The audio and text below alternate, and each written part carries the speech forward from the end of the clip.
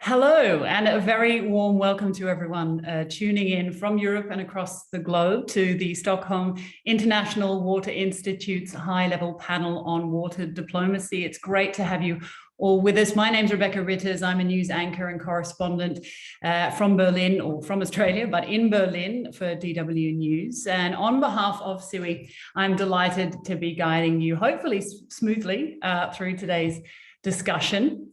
Now, water is fast becoming one of the world's most pressing issues. To borrow the words of UNESCO former Director General Koichiro Matsuura, water and our access to it lies at the heart of our survival and that of our planet. So our need for water is continuously growing, and yet at the same time, our access to water resources are rapidly declining. So if access to water is key to our survival, then a lack of access to it will inevitably lead to conflict. Now, of course, the pandemic, the increasing impacts of climate change and environmental degradation add additional challenges globally, but in particular to countries and regions already affected by armed conflict, weak institutions, and inefficient management of water resources. So today's panel will aim to look at how we can work together to navigate and overcome some of these challenges, and of course, how to put words into action. So our panel discussion, after our panel discussion, there'll be an opportunity for you to put your questions to the panel. There's a Q&A portion of today's session. It is already open, so please do send us your questions if you have them already, or if something comes up, springs to mind during the chat, do feel free to pop it in the portal there on your landing page for this session. Now, time is, of course, very tight today, so we'll try to get to as many of you as possible, but I will have to be quite a strict timekeeper. We have until 15:02, that's 3:02 European Central European time, and then the session will automatically cut off. So I will try and finish in a graceful manner, but if we do just disappear from your screens, then you'll know what has happened there. So before we meet our panelists, who I'll just introduce shortly and get into that debate, I'd like to introduce Karen Gardis and Dr. Martina Clemens, who will outline today's topic in more detail. Karen Gardis is the Stockholm International Water Institute's Chief Operating Officer. As well as CEO, Karen is also Acting Director of the organization's Transboundary Water Cooperation Department. Karen, over to you. Thank you so much, Rebecca. And on behalf of SIWI, the Stockholm International Water Institute, and the proud organizer and host of the World Water Week, I would really like to welcome you all to this high-level panel on water diplomacy. The first high-level panel was held in 2018, and we're really delighted to see the continued interest and engagement for this important topic. Just as you said, Rebecca, in your opening words, at SIWI, we identified very early on the importance of bringing more actors around the table to really talk about water and find common solutions to the water-related challenges that we're facing. And you stole my words.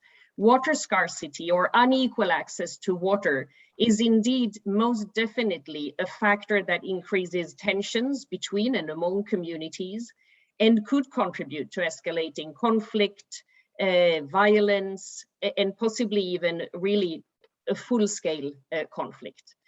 And climate change is, as we see it, a multiplier of these threats that can destabilize societies and increase tensions even further.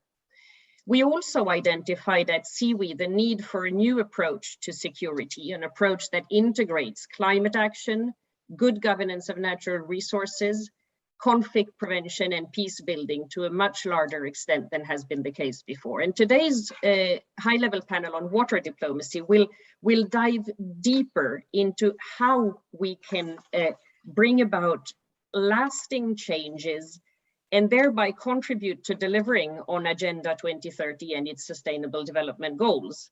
And there we need to combine the technical solutions and the political solutions. And what we also need to do is really to include all stakeholders in finding and implementing these solutions. And SIWI pays a particular attention to the inclusion of gender and youth perspectives. And I'm very, very happy to have one youth representative as our panelist today. And including all stakeholders really means not least to involve and include at all stages those closest to the situation, closest to the conflict, to the tensions, to the natural resource itself, the communities affected, not least. And SIWI is therefore particularly meticulous to build all of our work and expertise on local knowledge, contextualized understanding, and not least ownership. Martina, based on your lengthy expertise, what do you see hinders us from achieving more effective cooperation between precisely what I referred to as the sort of technical development support and the more political tools for prevention and mitigation of conflicts over, for example, shared water resources? Thank you, Karin. A great question. I would say that often what we try to do is we try to bring the technical solutions to politicians to really help them understand why this is very important and why do we need to advance on implementing these solutions. And during this, we talk about that we are trying to strengthen political will and to bring together actors. And this is sometimes considered in some of the basins where we work, that we are trying to politicize the water dialogues in questions. And because there are concerns that once we bring in the politicians, that disputes not related to shared waters management will be discussed. But what we need to understand that we need to know who really makes the decisions and how do we get engaged the right people. And this is really about connecting the tracks. How do we get the information to the negotiating table? How do we really engage those who have the power to make a change? We know that water scarcity has implications beyond water, as both you and Rebecca mentioned, and it impacts the core of human security. So important is really how do we work around this building political will without politicizing the issue. And that is a remaining challenge. The other problem is real lack of communication and interconnectivity between these tracks. What does that mean? How can I imagine that? It's really, how do we share progress? We were, for example, working with one process that the actors managed to produce beautiful technical studies. They were looking into how their basin will look in 50 years' time. They really had information how much water we will have and how much water we will need. But it was extremely difficult to get this information to the key politicians who could act on it and make decisions.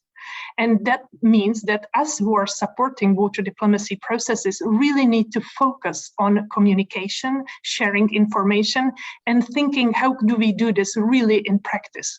How is really the way how to share possible solutions to those who really can make decisions about that? And this brings me to the last point, and that is really thinking about sustainability of processes. Water diplomacy, for example, in contrast to peace processes, is often a much lengthy process. Some water diplomacy processes or water negotiations go over 10 years, 20 years. And so we need to really think about sustainability of dialogues and the sustainability of the political will and process longevity. So we see that some processes are supported by individuals who see that water is indeed a very important item, and they really have it on their political agenda, that they feel that supporting these type of processes is essential. But once they leave, it's very difficult to sustain this political will. So in sum, I would like to say strengthening political will without politicizing the issue, communicating across the tracks, sharing information without burdening the tracks with issues that are not possible to resolve among water professionals, and really thinking about sustainability of dialogues and process longevity. Thanks, Martina. Obviously, it becomes much clearer when you sort of divide it into these three main points. But water diplomacy is still quite broad and perhaps also might seem a little bit like an unknown territory, or that it lacks sort of concreteness for some participants. And in this panel, the whole purpose is really to talk about how we can put words into action. How do we do those three elements that you mentioned? Can you perhaps enlighten us and share a good example to really illustrate what we at SIWI mean and try to do when we talk about water diplomacy processes? Thank you, Karin. And I am very happy that this World Water Week is really focusing on the call for action, because we need to be more specific in the processes. And as you say, one thing that I would really like to say is to really think, how can we support those who really know what needs to be done? However, they lack political means, they lack resources, and they also lack the ability to communicate to the key individuals. So sometimes what we do, we really think about the strategic communication, the aspect of strategic communication of those who are engaged in the more detailed technical processes. So it would be really about pairing strategic communicators with those who really have the core data and knowledge from the ground and help us to raise awareness about the implications of water scarcity, helps us to raise awareness that political will is indeed something that would help these processes, and that it is really about the future for all. It is really about building resilience of entire regions, and it is about problems that go across political borders. So I would say my one plea would be engage more strategic communicators in different types of technical processes and help them to come across with the key messages to the people who really need to hear them. So thank you. Thank you, Martina. So this bridging and bringing the communities together is really critical. And with this framing of the high-level panel on water diplomacy, I hand over to Rebecca. Thank you to you both. Thank you, Karin Gardis and Dr. Martina Klimes. For those of you, I didn't introduce Martina before the talk, so for those of you who don't already know her, she's the advisor for water and peace at the Stockholm International Water Institute. She also advises SIWI's activities in transboundary basins affected by water scarcity and conflict, and has more than a decade of experience in the field. So thank you, Martina and Karin. Thank you to you both. All right, now it's over to the panel, and I'm delighted to introduce our panelists. First up, we have Ambassador Igor Jukic. He's the Acting Director General for Multicultural Affairs and Development Cooperation of Slovenia, representing Dr. Anže Logar, Slovenia's Minister of Foreign Affairs, who wasn't able to be with us, unfortunately, due to some urgent engagements, but we're delighted to have you, Ambassador. Thank you. Second up, we have Karabo Mokonyana. She is a youth ambassador for peace for the African Union. She's from South Africa and has committed her career to advancing social justice and women and youth empowerment. So thanks very much for joining us today, Karabo. We also have Philip Saprikan. He's the deputy head of the Regional Center, UN Regional Center for Preventive Diplomacy for Central Asia. Welcome to you, sir. And our last speaker is Mr. Mohammed Hassan Faisi. Now, unfortunately, he's not able to join us today, but I will be reading a short statement from him. He's the Director General for Security Cooperation, Border Affairs and Transboundary Waters from the Afghan Ministry of Foreign Affairs. As I mentioned, he's unable to join us, but I will be reading a short statement from him after our first round of questions. But let's get stuck into the panel. Ambassador Jukic, the first question is to you. We said that this panel was about putting words into action, which is obviously a very important key part of this panel. Now, in your view, how did the 2018 EU Council conclusions on water diplomacy help enhancing the EU diplomatic engagement when it comes to water? Hello, and thank you, Rebecca, for your introduction. First of all, let me just pass my appreciation for organizing this event, inviting us and to this panel, and for the partnership of my country with Stockholm International Water Institute. This week, World Water Week conference is certainly one of the highlights of this year international agenda. So we are really glad to have this opportunity to pass some views. But let me go back to your question. So I have to go back to 2018. 2018 conclusions are still very relevant, and Slovenia, my country, was one of the driving force behind them in different capacity than today, of course. These conclusions came out of the need for high-level political engagement to face the rising competition and tensions over water. As a result, we saw increased activities in support of transboundary water cooperation, for example, in Central Asia. And we have one panelist today coming from that region.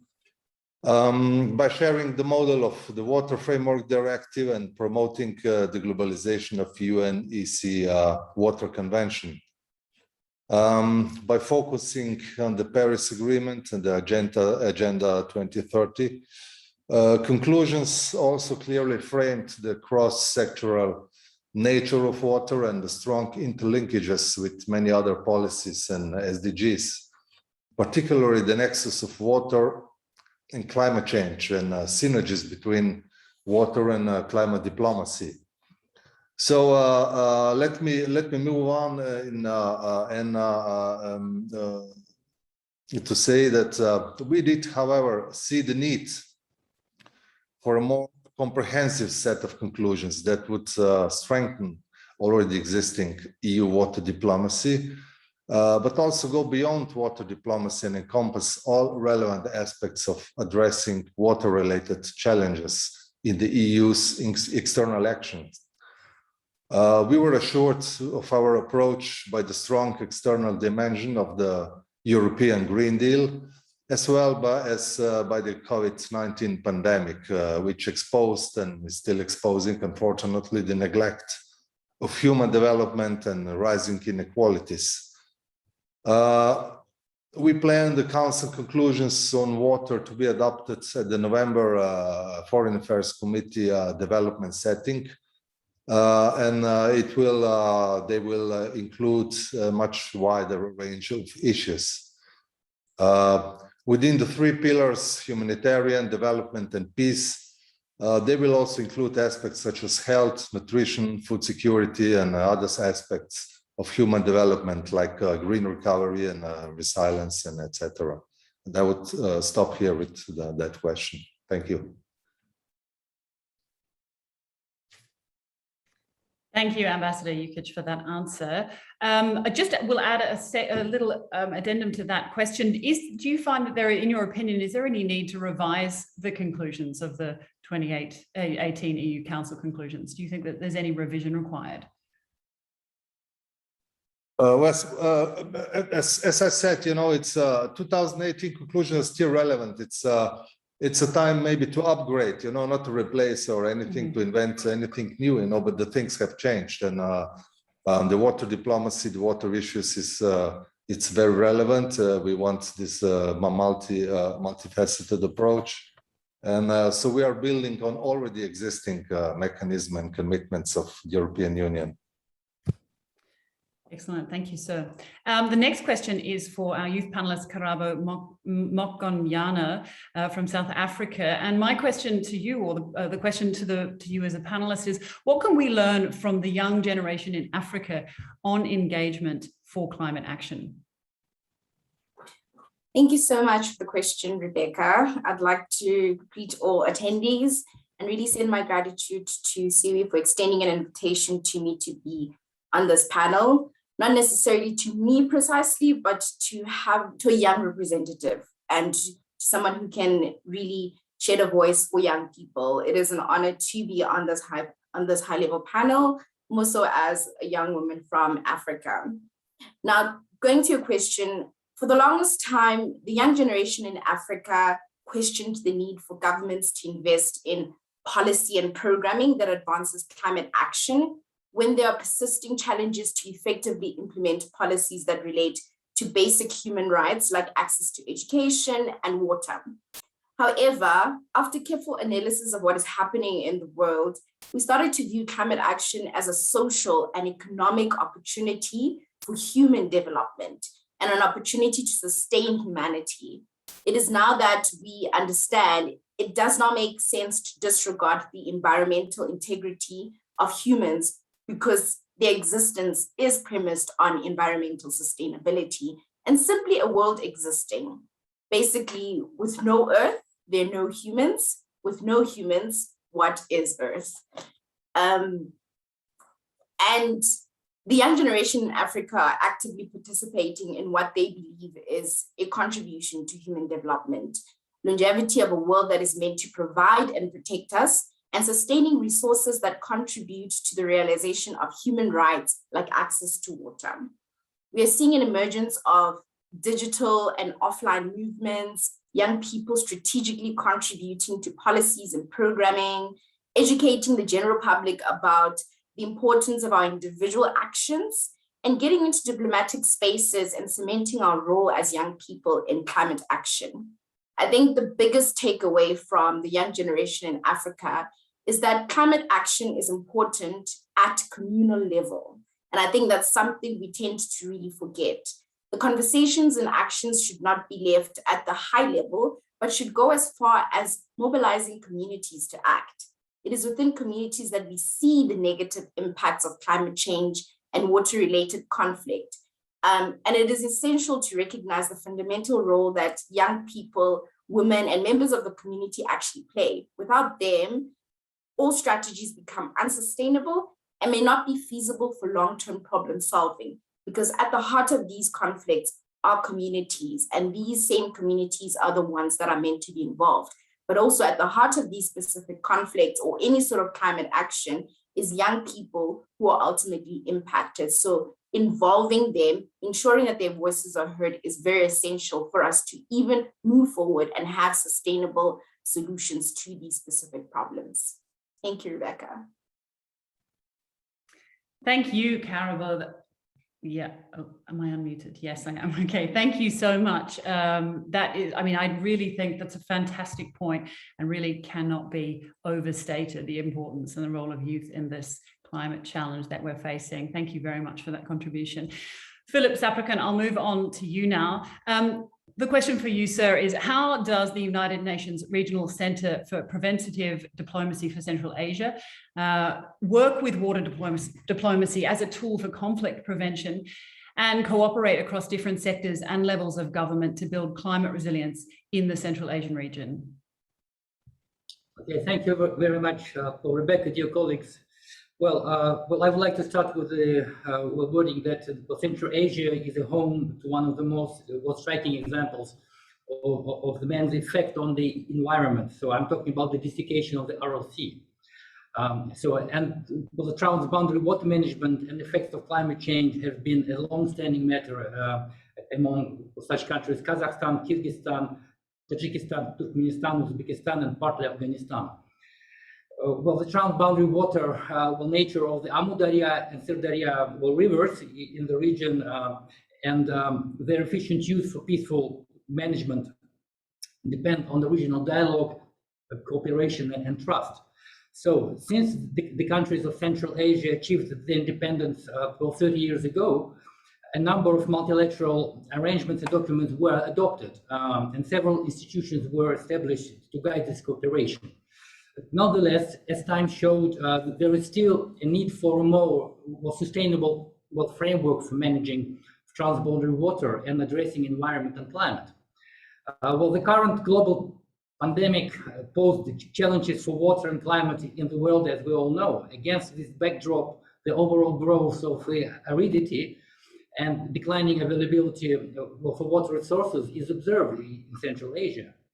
As the UN Secretary General noted in his 2020 annual report, recovery from the COVID-19 should go hand in hand with the climate action.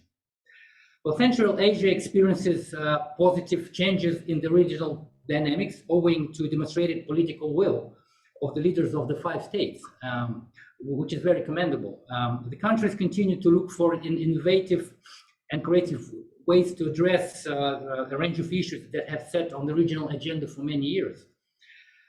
For example, at the recent 3rd consultative meeting of Central Asian heads of state, it's the highest level, which was held on 6 August in Turkmenistan, the leaders emphasized the need for strengthening the regional cooperation on mitigating the impact of climate change and addressing a lot of issues connected with it. Now about the UNFCCA, in line with our preventive mandate given by the United Nations Security Council, the center began focusing on transboundary water management and climate since 2010. We have been supporting 5 countries in the search for mutually acceptable and equitable arrangements for managing the region's water and environmental resources. And the center uses water diplomacy as a viable tool for conflict prevention and building resilience to climate change. Today, we consider that Central Asia is not a conflict-prone zone, and the unfolding trustful cooperation visibly displays it. In our work with the partners with 5 Central Asian states, we aim at nourishing the soil for new openings, opportunities to find long-term responses to transboundary water and climate. Well, for example, Special Representative of the United Nations Secretary General for Central Asia, Natalia German, offers good services to the countries in supporting dialogue. Secondly, she engages at the highest level with the top decision makers in the region on water and climate. Thirdly, in 2019, UNFCCA launched a triennial water project for 5 countries of the region and Afghanistan. And our focus was on creating an environment which is conducive to regional cooperation based on 3 main work streams. First, preventive diplomacy and confidence building. Secondly, strengthening institutions and legal frameworks. And third, enhancing partnerships and relationships. We implemented this project through convening capacity building events. We have been working to increase the decision makers' knowledge of water diplomacy, international water law, and best practices all around the world. We also considered options for regional agreements, which are tailored to the Central Asian particular needs and circumstances. All this, I think, helped to build consensus on key issues and raise the profile of water and climate at the regional agenda. Our activities also provided a unique space for dialogue among the stakeholders at all levels, which is, I think, critical to building trust and deepening cooperation.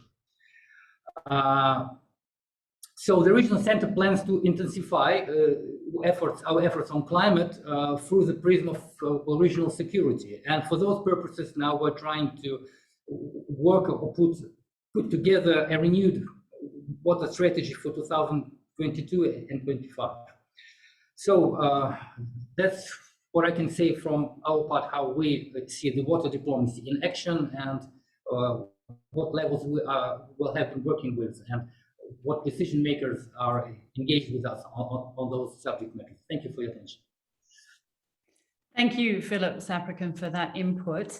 Now, as I mentioned earlier, our 4th panelist, Mr. Mohammed Hassan Faisi, is unable to join us. He's the Directorate General for Security Cooperation, Border Affairs and Transboundary Water from the Ministry of Foreign Affairs in Afghanistan. Given the events in Afghanistan over recent weeks, he's not able to join this session, but I'd like to read, he was able to send us this statement, and I'd like to read that now. So it goes, Afghanistan is currently going through a well-known and exceedingly difficult time. The international community very much needs to stand with the people of Afghanistan.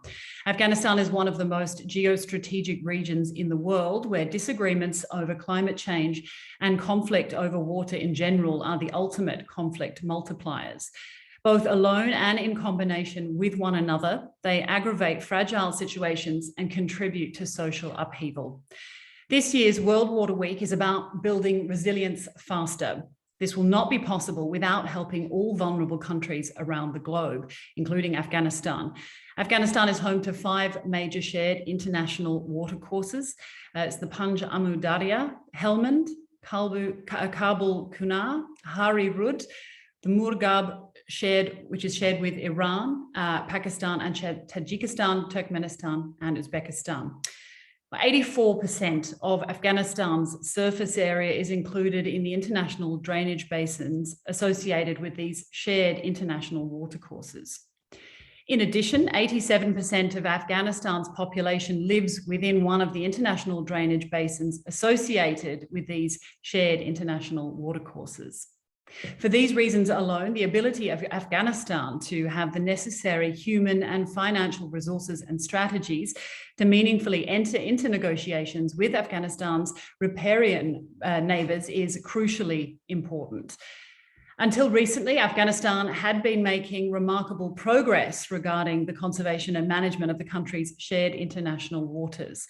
Highlights include signing a memorandum of understanding with Tajikistan in 2014, later extended until 2024, focusing on technical cooperation and data sharing. A similar agreement was recently finalized with Turkmenistan, and negotiations were ongoing with Uzbekistan. A strategic cooperation agreement between Afghanistan and Iran regarding the Helmand River was also at the final stage of negotiation by the heads of state. The agreement also envisaged cooperation on the Hamoon wetlands as well as the Harirud River.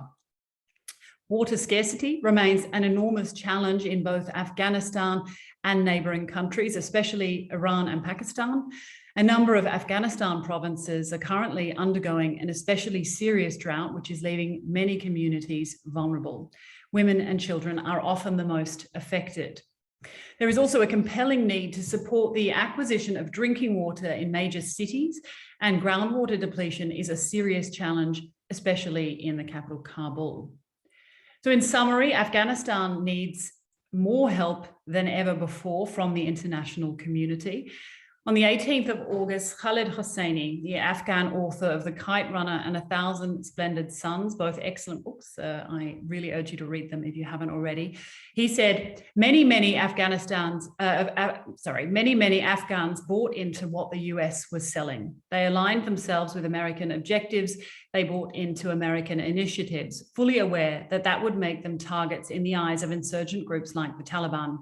They did it anyway in the hope of a better future for their country, in the hope of a better future for the children, in the hope that the country would become more stable and more peaceful, more representative of all sections of Afghan society.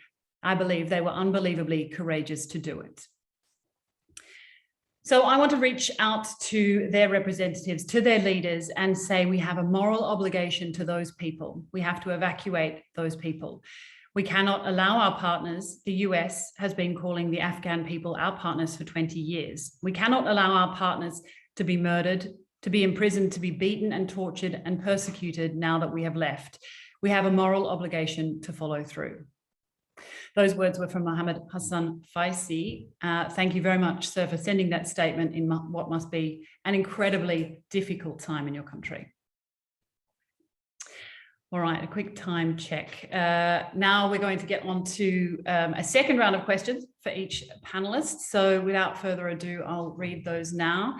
First one, Philip Saprikan, you have a question to Ambassador Igor Djukic, and that is, Ambassador Djukic, how can the Council of the European Union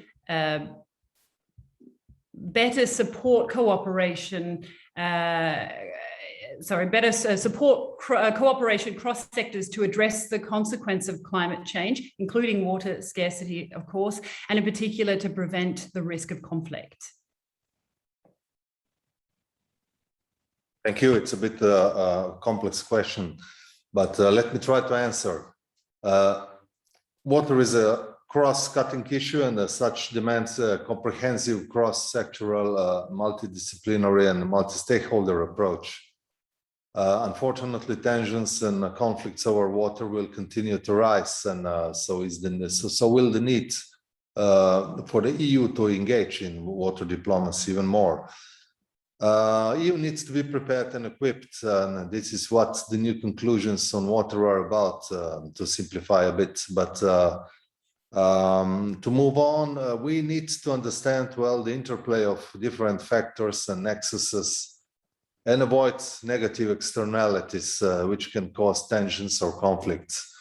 Our activities on water need to be conflict sensitive, risk informed, evidence-based, context specific, and also gender understanding of water's role throughout the conflict cycle.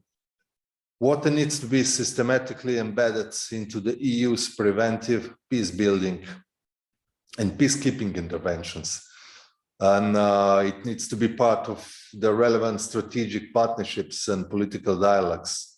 For that reason, we need to go beyond the 2000 conclusions, which are still relevant, as I said in the previous question, but we need to take further actions. Like I will sum up in 4 points, 4 actions.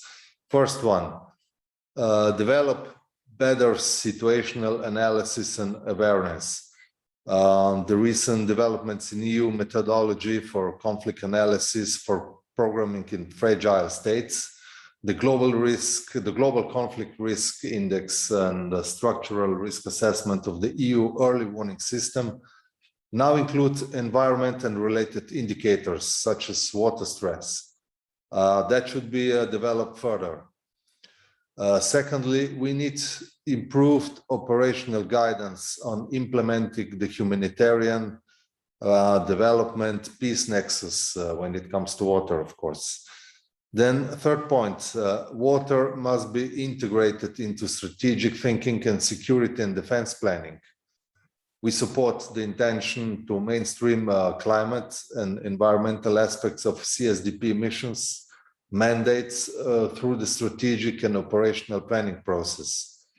We also support the deployment of an environmental advisor as a standard position in the CSDP missions and operations, as already stipulated in the climate change and defense roadmap. And the last point, water and other environmental factors are natural resources should be included in the mandates of the European Union special representatives. For example, in the mandate of representatives for the Horn of Africa, Sahel and Middle East, like is already in the mandate of the special representative for Central Asia. To sum up, for our interventions to be efficient and in line with the do no harm principle, they need to be based on the comprehensive but also context-specific approaches. And what we also need is locally owned solutions, analysis of local needs and interlinkages, implemented to then devise together with the local communities, and of course solutions must include capacity building.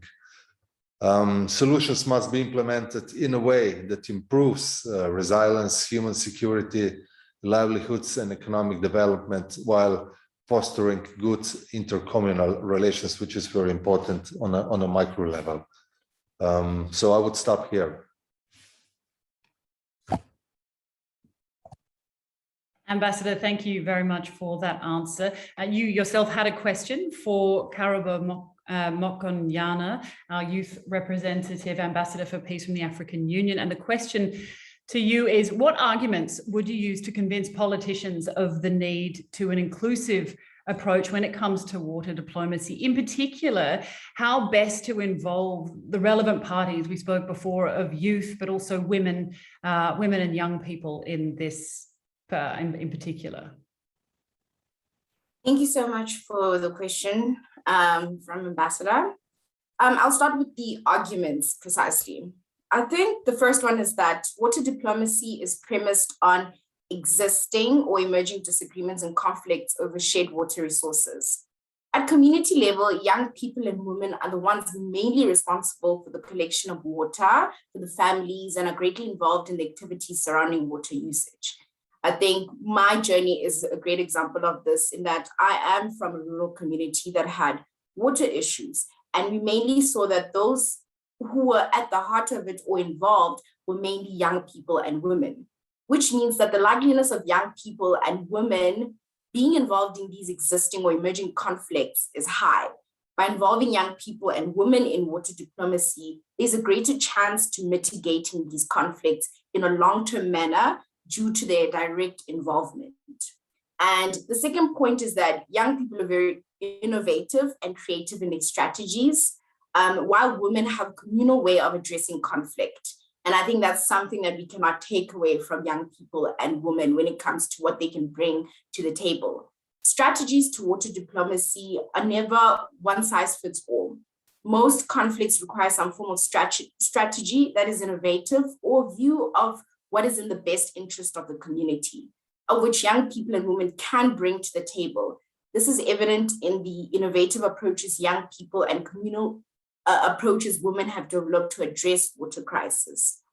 Thirdly, the emergence of young and women diplomats means there's a pool of young people and women who can and are able to engage in water diplomacy from a technical and capacity perspective. I think we cannot now run towards the reason that there are not enough young women or enough young people. I think there is a starting point in terms of there are numbers that exist and there is representation. Yes, there still needs to be capacity building to have a greater pool, but there is a starting point where young people and women can actually be involved in the water diplomacy space. Now, on the question of how we involve these relevant stakeholders, first, we need to ensure enabling laws, policies, frameworks, and action plans that recognize the important role that young people and women have. Together with these implementation plans, because often a lot of the laws, policies, frameworks miss or do not have implementation plans which show how a commitment is going to be actioned out. Whether it is by ensuring percentage representation of youth and women on advisory boards, water diplomatic missions, climate committees, or adopting youth and women-informed action plans, involving women and young people in consultations, we need to make sure that we have implementation plans that accompany the existing enabling laws, policies, frameworks. Secondly, we need to invest in the work that is already done and the work that is yet to be done by youth and women.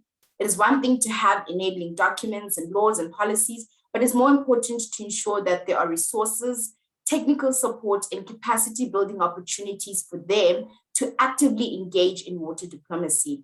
This can be done by dedicating a percentage of resources to invest in work done by youth and women. And lastly, data and research is very essential in consultation with youth and women. I think the absence of young people and women is informed by the absence of research and data to the contributions or regarding the contributions that they make. We need to start collecting data and research around the work and the involvement of young people so that we are able to cement why the investment, why the enabling laws need to come into effect. Because the reality is young people and women are actively doing things, whether it's at a community level, at a high level, but a lot of the times there's no data or research to show for it. Thank you so much. Thank you so much, Karabo. Really interesting input there. Now you have a question for Philip Saprican, but I will just hold off on that for one moment. We will kick off the Q&A section with that question, because I just wanted to point everybody to the direction of, we have an exit poll that we'd urge you, it takes less than a minute to fill out. We want to give you plenty of time to be able to fill that out. It will be pasted in the chat for you now. If you, all our viewers out there, if you could take a moment to just answer the poll question, that would be fantastic. And now we will, of course, move on to the Q&A. I'd like to remind everybody that the portal is now open. You can put your questions there if you have any for our panelists. But I'll kick off with the question that Karabo Mokonyana had for Philip Saprican, which we didn't have time for in the last section. And that is, of course, touching on what we were just talking about, but how do young people, women, and any other marginalized group lobby for effective inclusion in any form of preventative diplomacy, especially when it comes to water diplomacy, considering how much it directly affects women and youth? So Philip Saprican, that is directed to you. Thank you. Yeah, thanks again, Rebecca, for the floor, and Karabo, thank you very much for the question. Well, UNRC has been working at several levels, and youth and engagement of women is one of our cross-cutting issues that we also implementing within our mandate. Well, I would like to note that more than 50% of the population of Central Asia is currently being below age of 29, so they are considered as youth. And I think they represent a very vital source of the countries for and a very big potential for decision makers, to take into account their views. So against this background, in 2019, we elaborated a project. It's called Preventive Diplomacy Academy, and it's fully devoted to the youth in our region. And The aim of this project is to help to develop the potential of young people, to support peace and security, and to promote the implementation of the youth peace and security agenda, or the UN policy, in Central Asia and Afghanistan. So initially, the project was conceptualized over cross-border seminars between the groups of young people, where they could meet to discuss important things, things that pertain to the livelihood, to their visions of local policies and country policies, and then they came up with some recommendations for the decision making, for the decision makers.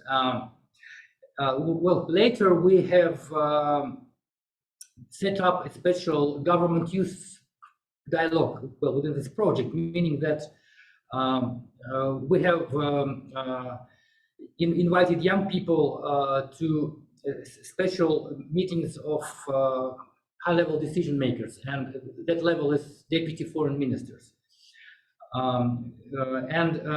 Young people were able to speak out. They had time, every one of them, to express their views on how they have seen the decisions, or how they would construct the cooperation of one or another area in the region or at the cross-border level. And I think that was a great opportunity for young people, to express themselves and to have a direct contact with the policy making in Central Asia.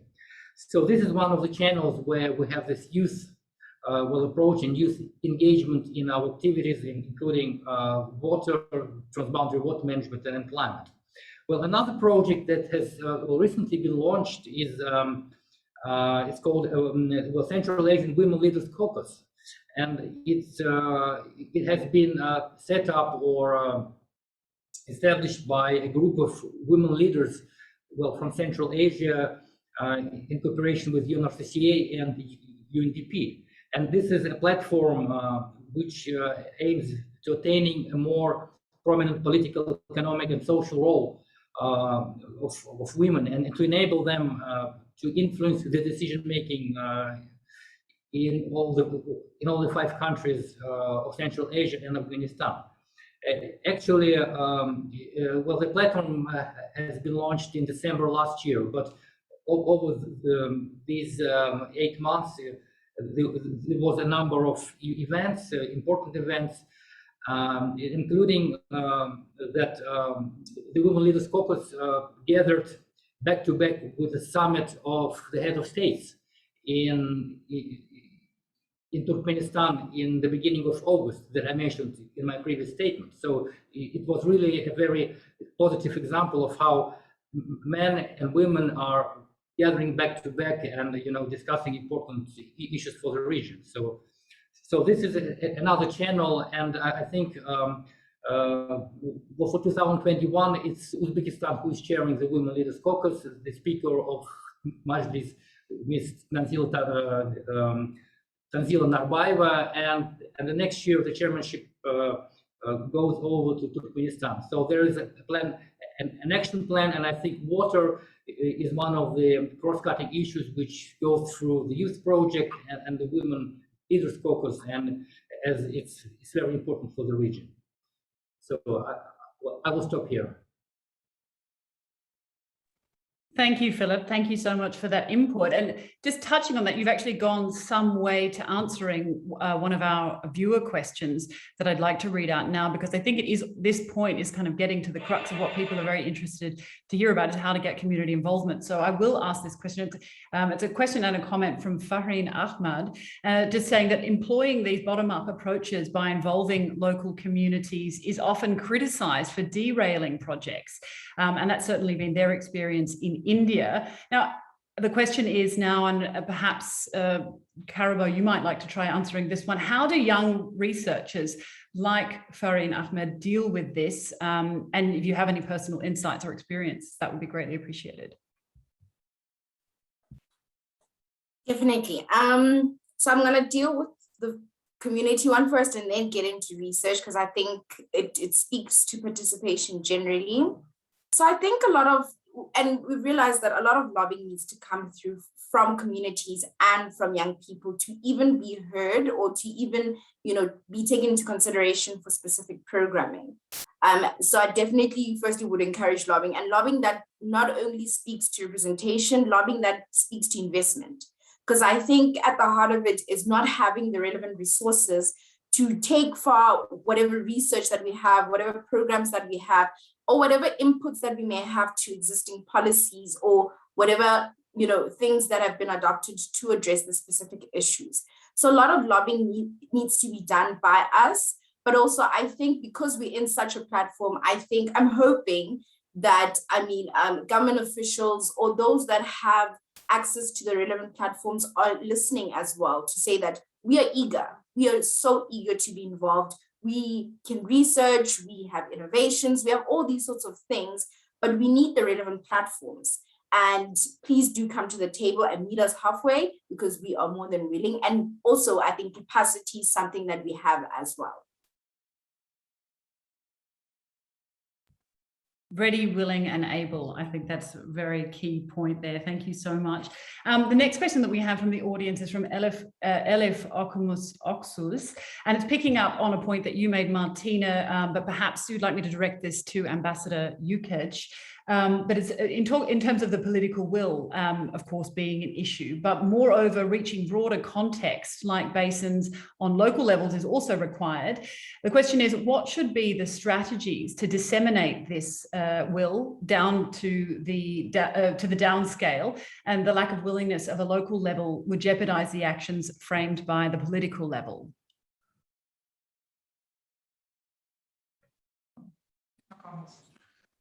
Yeah,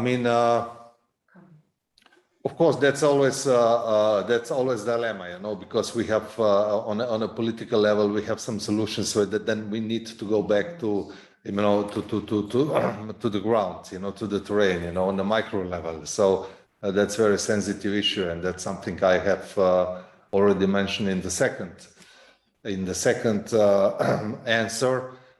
When I said that we will definitely strive, to see more local ownership, to be involved in the local communities, local capacity building, and then these intercommunal sensitivities.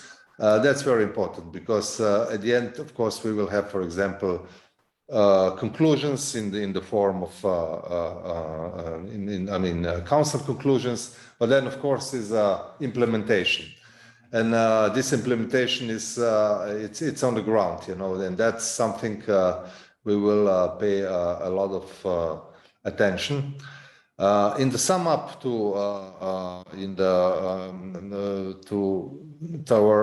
the conclusion, before when we were preparing, to have prioritize water before our EU presidency, we held a series of consultations with different actors, on a political level.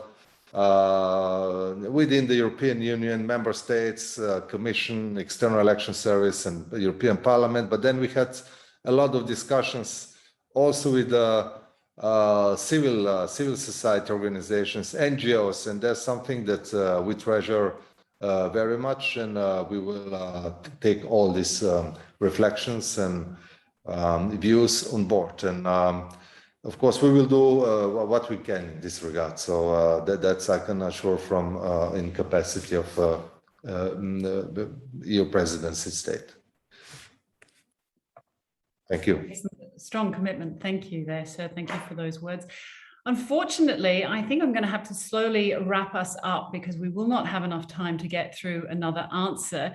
I would just like to, before we do that, remind everybody of the exit poll that has been pasted into the chat window. If you have a moment, you could fill that out now. But I would like to, of course, thank everyone who contributed to today's event. The hour went very fast. It was fascinating. All the speakers spoke really well, and it was a really engaging chat. On behalf of SIWI, I'd like to thank the panelists for their time.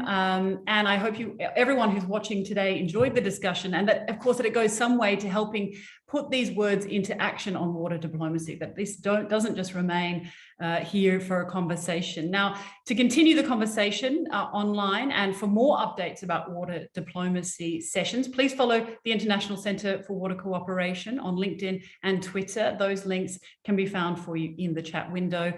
There's also an unofficial guide to water diplomacy, which includes actors from different sectors and tracks the transboundary water cooperation team's cooperation to reach a resilient future. It sounds like a mouthful, but I'm sure once you have a look at that unofficial guide, it will all be very clear. So I'd like to thank everybody. Martina, I don't know if you wanted to come on and say a few leading remarks, as we have 5 minutes left in the chat.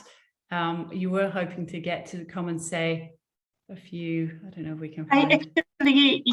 I think that instead of concluding, because I do not want to repeat what you've just heard, but there is a really interesting question from John Oldfield in the chat, and he's really asking about how can donor organizations, both government and private, best support water and peace efforts. And this is really something what we've heard today. It's really about working with local actors. It's about continuous support. And John points out to the fact that budget cycles are very short, 1 to 2 years. So I would like to ask us all, and I would like to throw this question to, I think, anybody who would like to take. Maybe Karin would also like to contribute with that, but of course also Ambassador Jukic, and I don't know if Philip has time to reflect, and of course Karaboshi also mentioned about this need for investment, and it's really about, if we want to walk the talk, we really need resources for that. We need human resources, and we also need financial resources. This is essential. And when I was really strengthening the problem with strategic communication, it's really about explaining the need to continuously support this to people who can really also make other kinds of contribution. Thank you, Martina. Who would like to take the floor to answer that question from John Oldfield, who's put that in the Q&A chat section?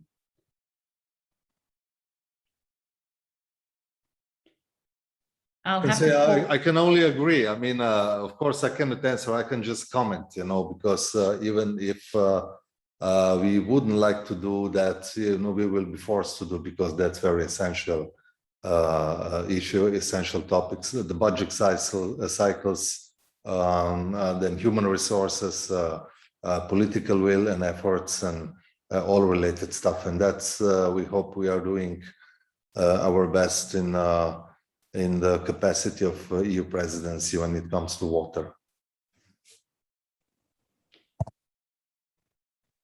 Philip, I don't know if do you have time to pick up on that? We have a couple of minutes left. It would be great to get your perspective on that. Well, I will be short. Well, yes, of course, as a political, special political mission, well, insofar we're not dealing with much of financing, but still, I mean, we're doing a lot with political dialogue, but after, we need, the resources, to follow up.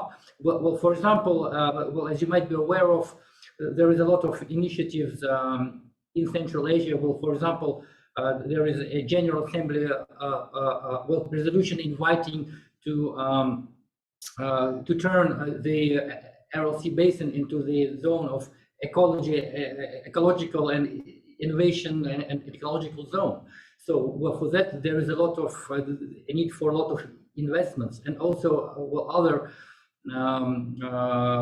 initiatives of Central Asian states, like, for example, Water Energy Consortium from Kazakhstan, the Human Trust Fund for Human Security, which is actually initiated by Uzbekistan, and it's a UN entity now.